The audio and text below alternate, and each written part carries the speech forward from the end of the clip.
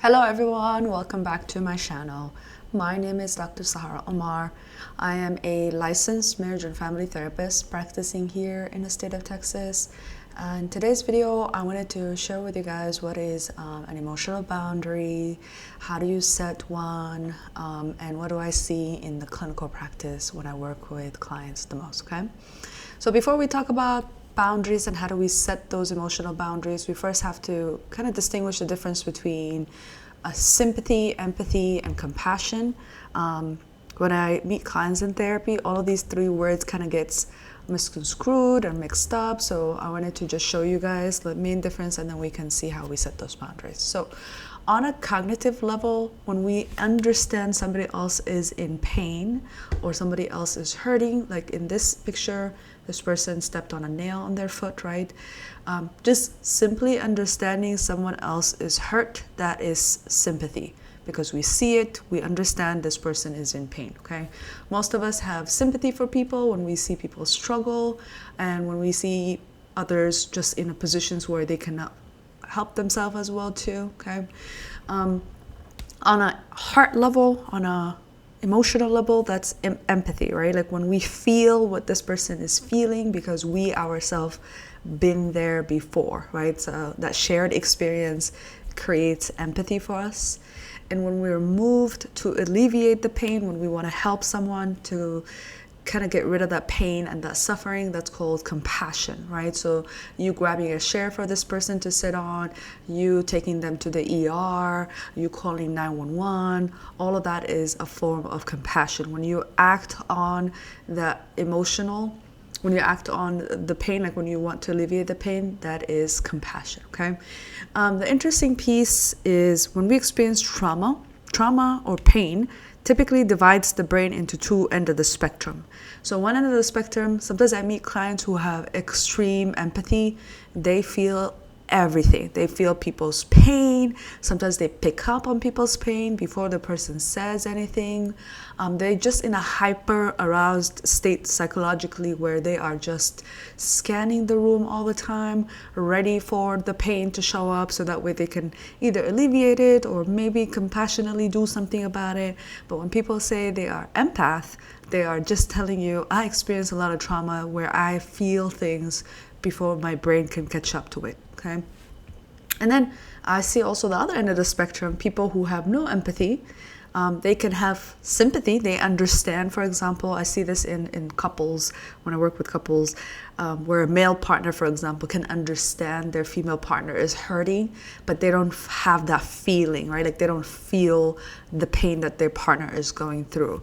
A good example of this is childbirth. Some men, technically, because they don't have a womb and they're not gonna give birth, right?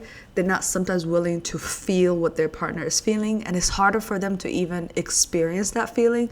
They're just simply, that's just not their experience, right? So someone like that, for example, they might lack that empathy, but they definitely have the sympathy. And if they do have no, let's say maybe minimal empathy, but you'll see this too, sometimes they will help their partner, right? Like they will grab the share, like I said, or give them water. I see this a lot as well when couples talk about their first child and the delivery that they went through for their first child, how much compassion their partner have, right, towards them. And then there's men who just continue, kind of like disconnect from all the experience, kind of wait outside, have no idea what their partner is going through.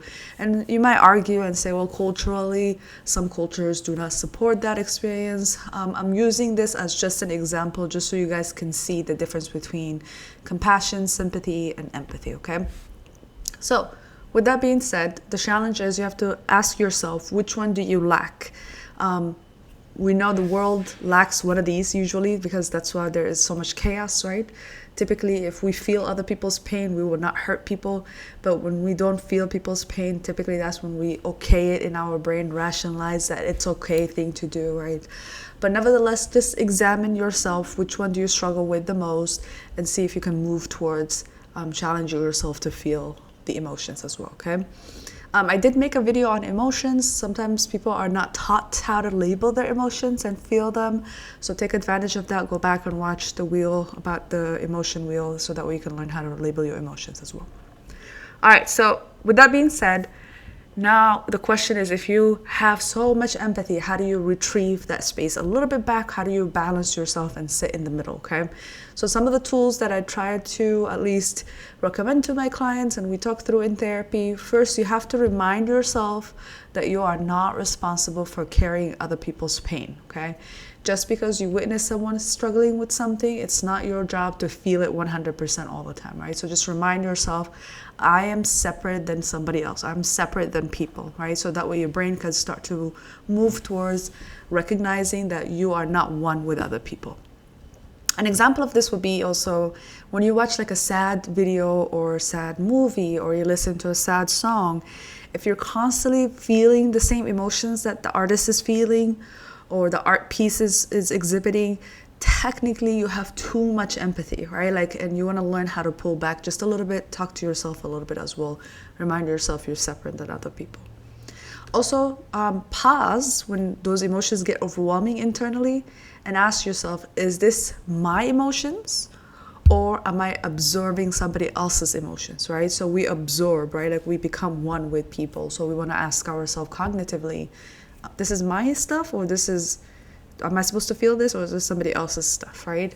And then lastly, the quickest way to disengage from any kind of emotions, or just also giving yourself that boundary internally, is take a deep breath. Breath work in general grounds us back to our body, because you're taking a breath in and you're holding it in your body. It's a signal to your heart, like, hey, I'm here and I'm separate than other people around me. So taking a deep breath usually will recenter you back and helps you to realize that what is yours and what is not yours to hold in the first place, okay? So technically, that's how we try to teach people, like, how do you feel your emotions, but also how do you pull back when you have to pull back. There's a lot of words out there around detachment, people saying like, I have to learn how to detach.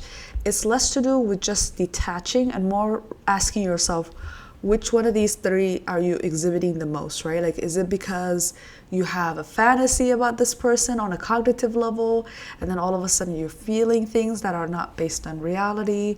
So sometimes when we talk about the word detachment, it's very far-fetched, and sometimes people struggle to make it a little bit more tangible. So I hope that this video helps you guys to come back to a little bit more tangible ways to realize which one of these do you have the most of, and where does it come from, right? People that grew up with a lot of chaos, a lot of yelling, or people that had no empathy, typically they flip the coin and they go to the other end of the spectrum where they feel all the time, all the emotions, right? So just take a deep breath, remind yourself like, hey, is this my stuff or is this somebody else's stuff? And keep working on realizing you are separate than other people. You're not one with people. It feels like that sometimes on a cognitive level, but in reality, we're separate peoples, right? So we don't want to mix the two. All right, I hope you guys liked the video. If you did, feel free to hit that thumbs up, share it with other people as well too, and also leave me a comment so I can see what you guys are interested in and what your thoughts are on this video as well. Thank you. I'll see you guys next time.